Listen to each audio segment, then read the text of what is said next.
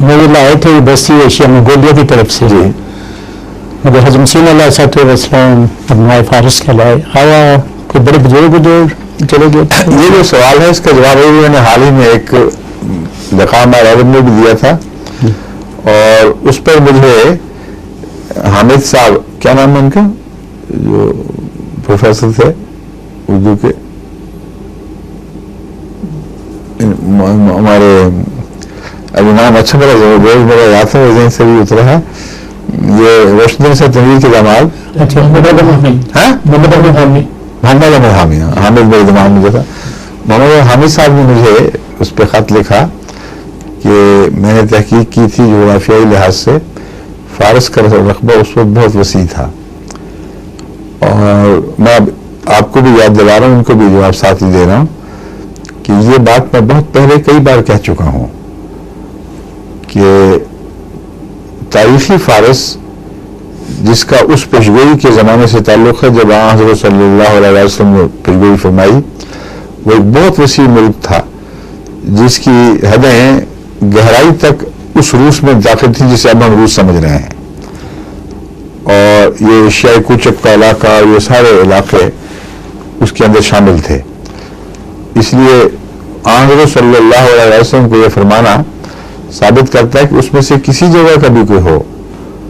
وہ فارسی کہلائے گا سمجھ رہے ہیں فارس ایک صوبہ بھی تھا اور فارس اس سلطنت کا نام بھی تھا جو یہاں تک وسیع تھی تو اس پہلو سے یہ جواب میں پہلے دے چکا ہوں مگر بعض دفعہ ایک دلیل کے علاوہ دوسری دلیلیں بھی دی جاتی ہیں میں نے مزید اس وجہ سے کہ کوئی زندگی بحث کرے گا کہ نہیں میں نہیں مانوں گا ہندوستان تو اس کو پہلے چین تسلیم کر چکے ہیں میں نے یہ ایک اور نقطہ پیش کیا تھا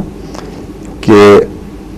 قرآن کریم حضرت رسول اکرم صلی اللہ علیہ وسلم کی حدیث میں ابنائے فارس کا لفظ نہیں ملتا کہ ابنائے فارس میں سے ہوگا بلکہ من ہؤلاء فرمایا ہے اور وہ اجنبی کہلا سکتا ہے ضروری تو نہیں کہ فارسی ہی کہلائے وہاں جو دو بڑی تقسیمیں ہو سکتی ہیں چونکہ آپ نے خود معین وجہ نہیں فرمائی کہ اس کس حیثیت سے میں اس کے کندھے پر ہاتھ رکھ رہا ہوں اس لیے عقلی طور پر تمام امکانات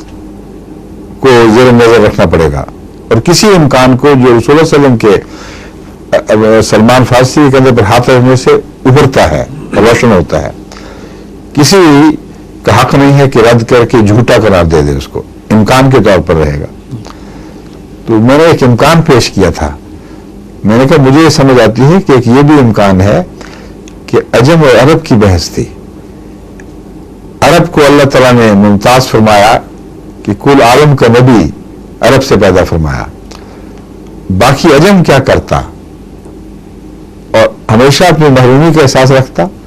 تو اللہ تعالیٰ نے کامل غلام محمد مصطفیٰ جس کو محمد ہی کا نام دیا جمعہ میں سورہ جمعہ میں اس کو عجم میں سے پیدا فرما کر عجم اور عرب کی تفریق مٹا دی یہ مضمون تھا جس پر میں نے روشنی ڈالی تھی وہ سمجھے کہ شاید میری نظر اس طرف نہیں ہے کہ وہ فارس کسی زمانے میں وسیع لیکن اس طرز فکر سے یہ سارا مضمون بڑی وسعت اختیار کر جاتا ہے صرف تاریخی بحث کی ضرورت نہیں رہتی کہ فارس میں کیوں یعنی اہل فارس کن معنوں میں تھے تو بہرحال یہ سارے امکانات ہیں اور حضرت مسیح موعود ایک اور بات یہ اٹھائی تھی میں نے کہ حضرت سلمان فارسی کا جہاں تک مجھے علم ہے آپ کی شادی نہیں ہوئی تھی اور آپ کی اولاد نہیں تھی کیونکہ احادیث میں آپ کی اولاد کا کوئی ذکر نہیں ملتا اور اکثر علماء یہی سمجھتے ہیں اسی لیے وہ جماعت پر یہ اعتراض بھی اٹھاتے ہیں کہ تم کہتے ہو کہ مسیح موعود ان کی اولاد میں سے تھے ان کی تو اولاد ہی نہیں تھی مگر مولوی دوست محمد صاحب نے تحقیق کر کے مجھے لکھا ہے کہ اس میں بھی کوئی متفق علیہ بات نہیں ہے انہوں نے حدیثیں لکھی ہیں بعض کتابوں کی ان میں قطعی طور پر ذکر ہے کہ حضرت سلمان فارسی یا بعض تاریخی حوالے ہیں کہ حضرت سلمان فارسی نے شادی بھی کی تھی ان کی اولاد بھی تھی غالباً لڑکیاں بیان کی ہیں کہ 3 لڑکیاں تھیں تو وہ مسئلہ اپنی جگہ مشکوک ہو گیا کہ اولاد تھی بھی کہ نہیں، مگر اس بحث کی ضرورت ہی کوئی نہیں ہے۔ من ہاؤ لائے فرمایا ہے، جس کا مطلب ہرگز یہ نہیں کہ ضرور اس کی نسل سے ہوگا، اس لیے اس بحث سے پڑھنے کی ضرورت ہی کوئی نہیں۔ اولاد ہو یا نہ ہو، ہاؤ لائے وہ لوگ ہیں جو اس کی طرف منسوب ہو سکتے ہیں، اس عرب تھے یا عجم کا نمائندہ تھا، عرب تھے یا اہل فارس کا نمائندہ تھا۔ تو ہاؤ لائے کا مضمون ان کی اس سے ان کے قومی تشخص یا عالمی تشخص سے ہوگی، کہ وہ ان کا عجمی تشخص کے طور پر، ان کے عجمی تشخص کے طور پر اس حدیث کو سمجھو گے یا فارسی تشخص کے طور پر سمجھو گے، جس طرح بھی سمجھو، یہ بات قطعی ہے کہ عرب میں سے نہیں ہوگا، اس میں تو شک ہی کوئی نہیں۔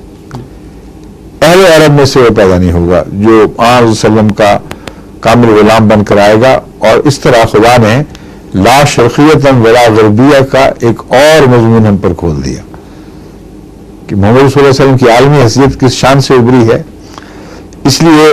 اس غور کے بعد میرا طبی رجحان اس مضمون کی طرف زیادہ ہو گیا ہے کہ عرب و عجم کی بحث اٹھائی جائے تو بہت ہی ایک وسیع عالمی مضمون ابھرتا ہے۔ سمجھیے؟